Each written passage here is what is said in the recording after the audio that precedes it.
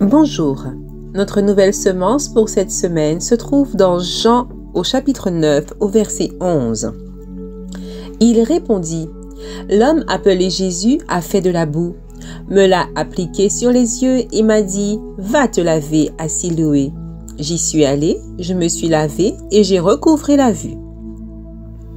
L'aveuglement spirituel est une maladie très répandue dans notre monde aujourd'hui. Beaucoup sont incapables de ressentir le besoin de Dieu et il n'y a que Jésus-Christ qui puisse résoudre ce problème.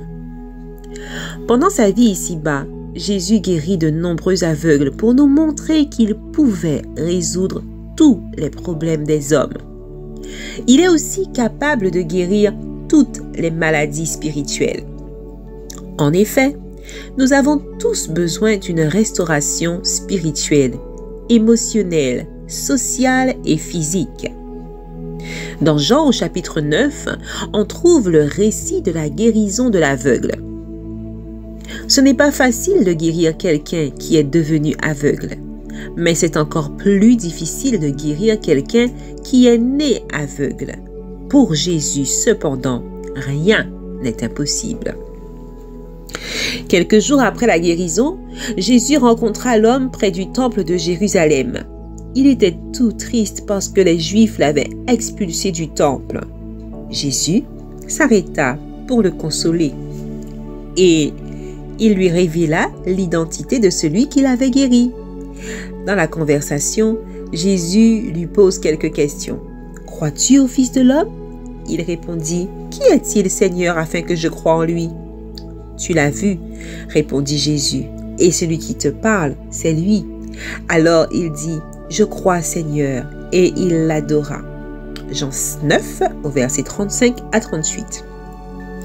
Les voisins du jeune homme et ceux qui l'avaient connu aveugle se demandaient si c'était la même personne qui venait autrefois mendier au temple.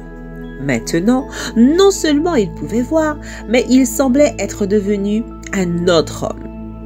Ce dernier profita de l'occasion pour leur parler de Jésus et de la façon dont il avait été guéri. Ses amis lui demandèrent de voir Jésus, mais ils ne savaient pas où le trouver. Tout ce qu'ils savaient, c'était qu'il avait été aveugle et que maintenant, il pouvait voir. Si nous permettons à Jésus de guérir notre aveuglement spirituel, nous pouvons nous attendre à une restauration totale. Aujourd'hui, nous pouvons choisir de recevoir la lumière de vie ou rester dans les ténèbres de ce monde. Prions pour que nos yeux puissent voir et pour que Jésus nous restaure physiquement, mentalement, émotionnellement et spirituellement. Puisse cette semence germer dans vos cœurs et porter du fruit à la gloire de notre Dieu. À bientôt.